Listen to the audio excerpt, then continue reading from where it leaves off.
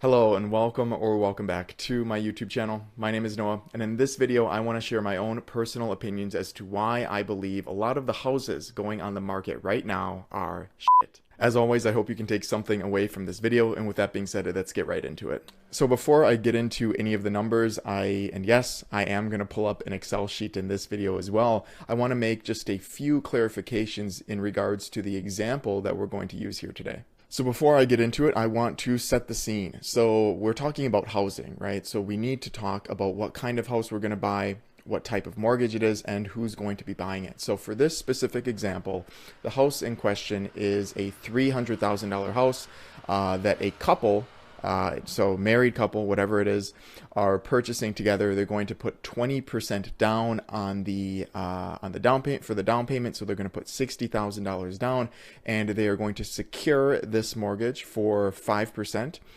interest for 30 years. That information really isn't too relevant to this example, but I thought I would mention it so if you ever want to go back and look at numbers and so on, you can kind of have a good comparison to what I'm looking at here. Okay, so now we're in the Excel sheet, right? Now's the time for the exciting stuff, I hope.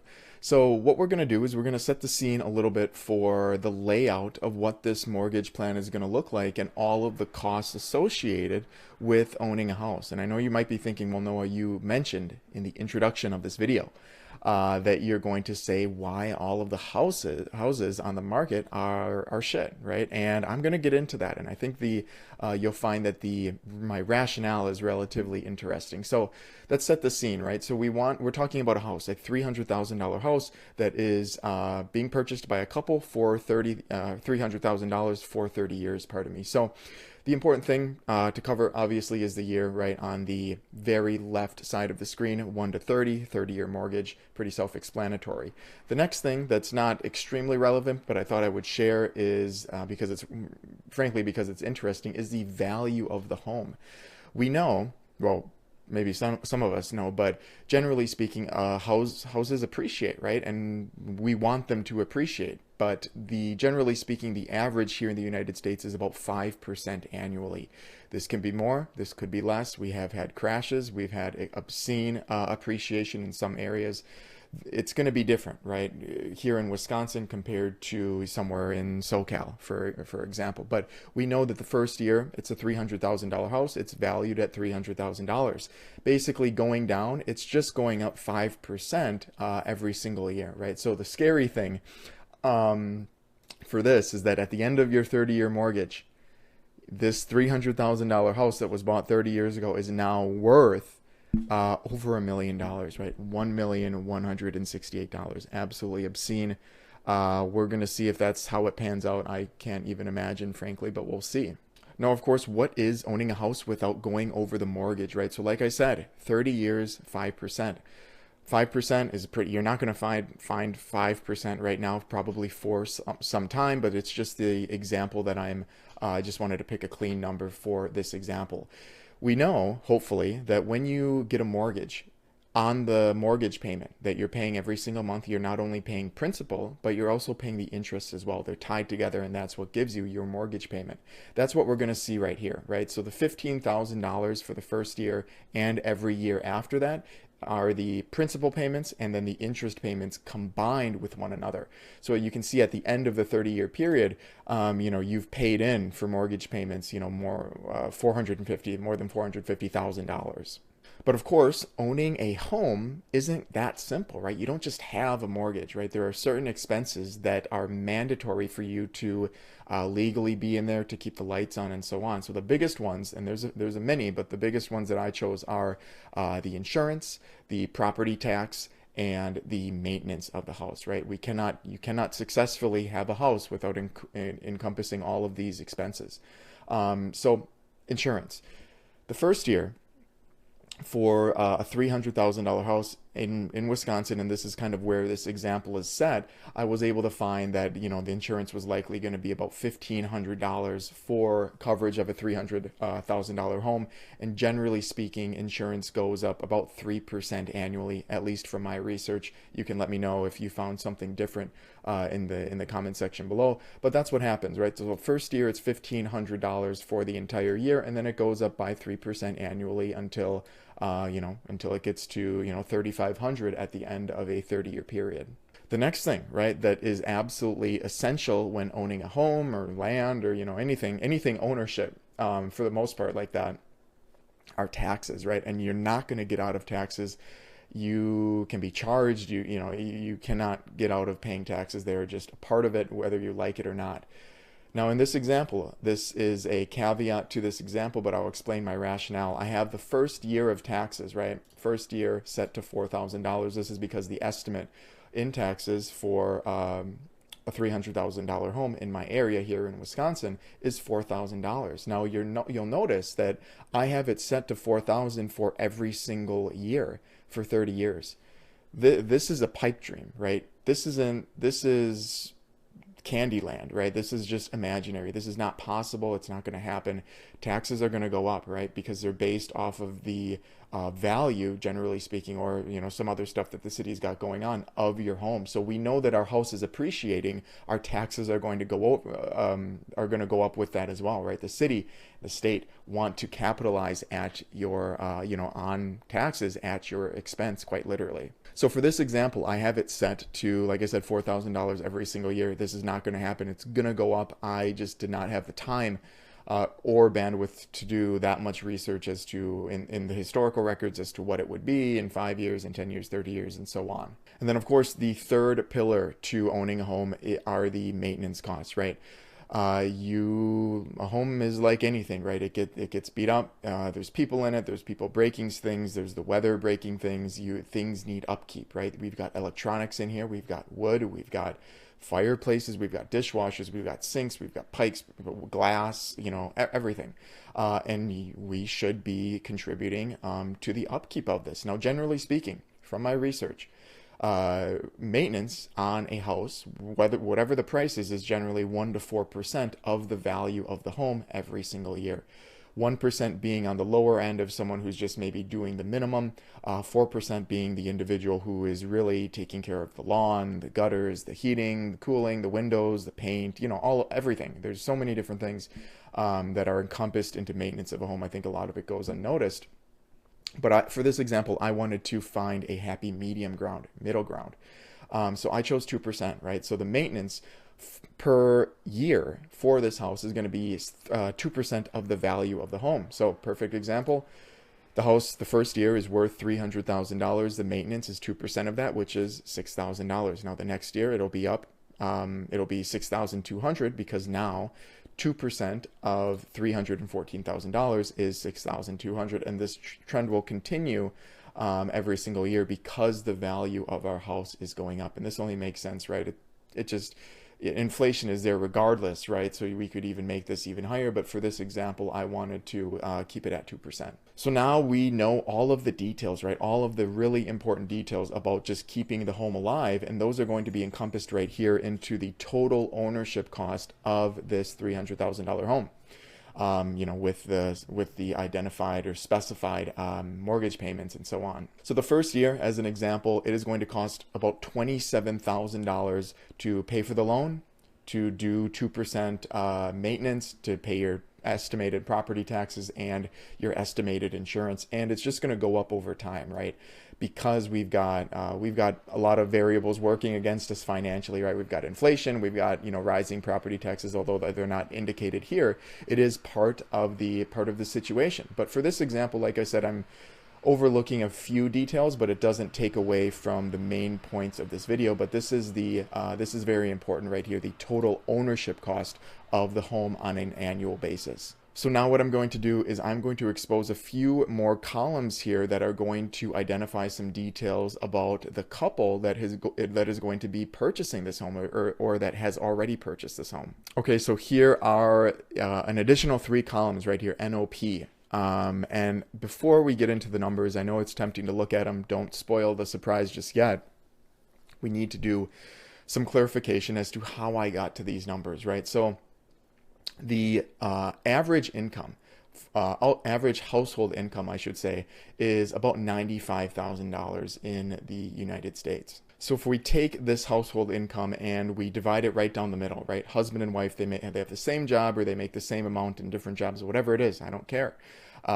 Each individual is going to be making about $47,500. Now, these numbers are likely pre-tax numbers because they're reported on by the IRS. So you're making, each person in this relationship, in this marriage, is making $47,500 pre-tax. Now, the next step to this is to try to find out how much take-home money they're actually going to have, and we're going to be comparing that to what it's going to cost to the total ownership cost of this house. So if you've never used this tool on ADP, it's really, really good for trying to find out what salary might be good for you, or what salary you might want, or what situation you might be in if you're en route to a raise, or a lot of these different questions. But what I'm using it for here is to find out the take-home income for this couple, right? For each individual. I have it set, like I said, $47,500 on an annual basis. We are using a state that has income tax, right? So I'm using Wisconsin for this example, just to keep it consistent. And then I'm also including benefits.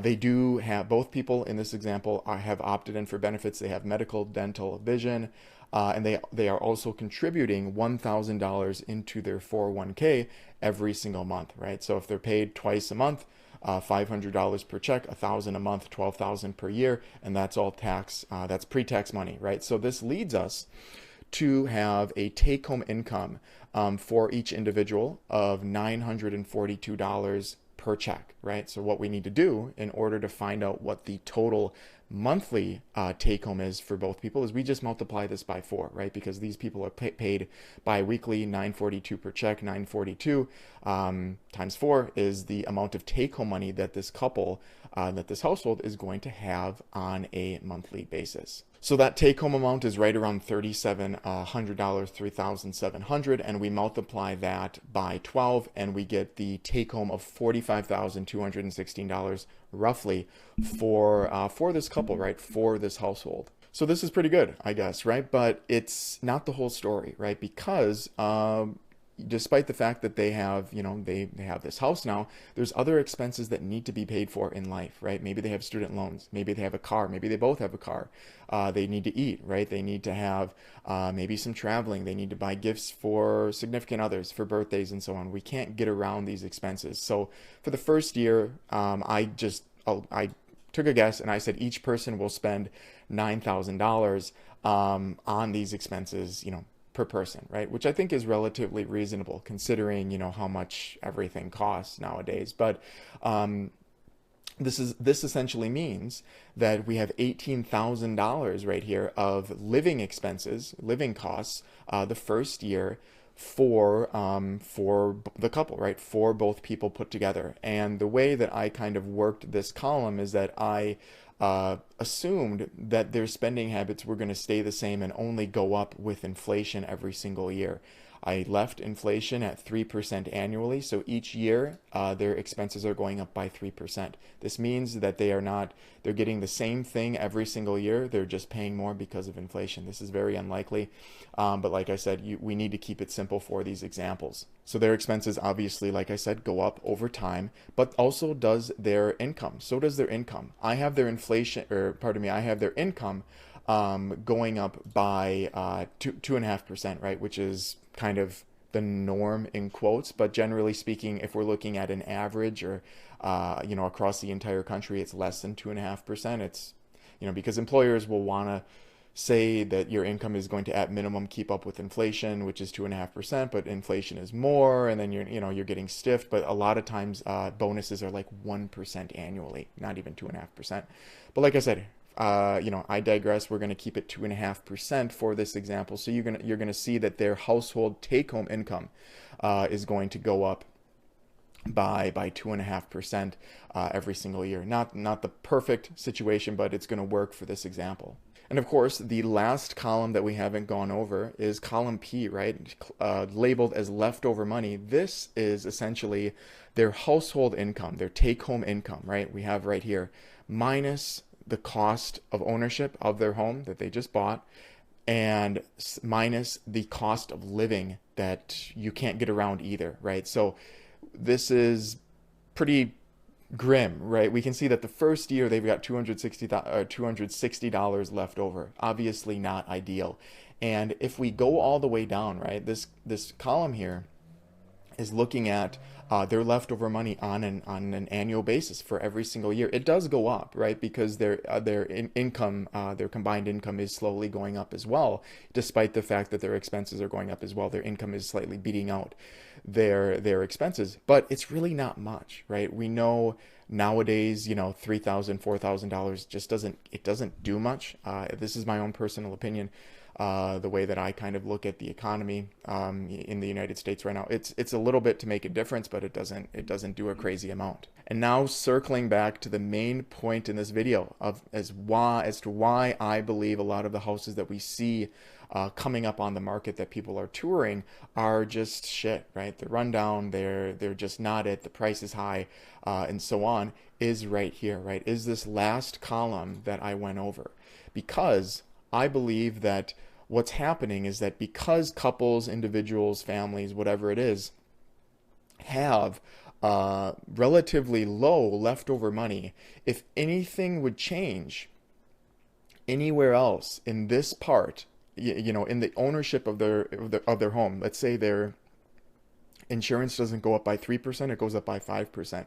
Let's say their property taxes skyrocket, right? In this example, we're keeping it the same at $4,000 every single year, which we know is not a reality, right? And the numbers are still not that impressive. What if their maintenance is even higher than this, right?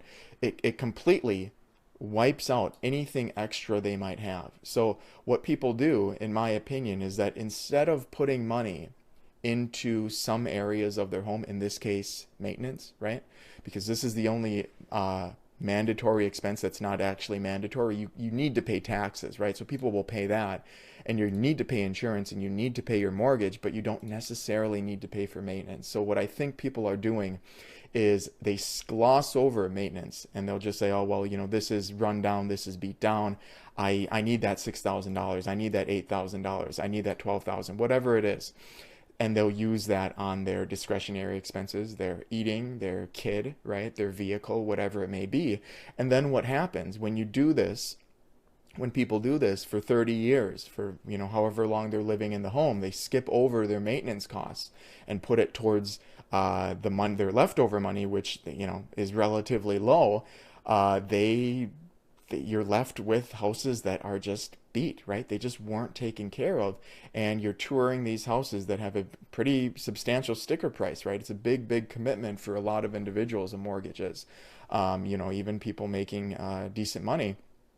And then you tour these houses and they're just beat, and you're sitting there scratching your head as to why that is. This is the reason, right? This is exactly the reason, in my opinion, where people will want to get out of expenses that aren't mandatory to have that little bit of extra money, because things are going to be, things are just, generally speaking, a lot of people are check to check regardless, and the house is unfortunately the asset that gets neglected here. So there you have it, right? I told you I would come back full circle and explain my rationale as to why I believe a lot of the houses that I've seen online, that I've toured, that I've taken a look into,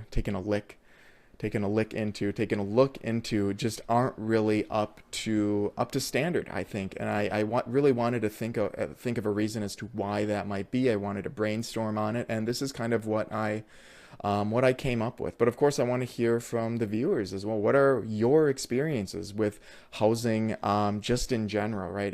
But in this case, housing that you've toured and have been absolutely disappointed with, right? Like I said, the sticker prices on these houses are very high. In some cases, the $300,000 home in some areas is just unheard of, to be quite candid. And then when you get into one, it's just a disappointment, right? And I think this is kind of the reason as to why that might be. But of course, I want to hear your thoughts, so let me know in the comment section below.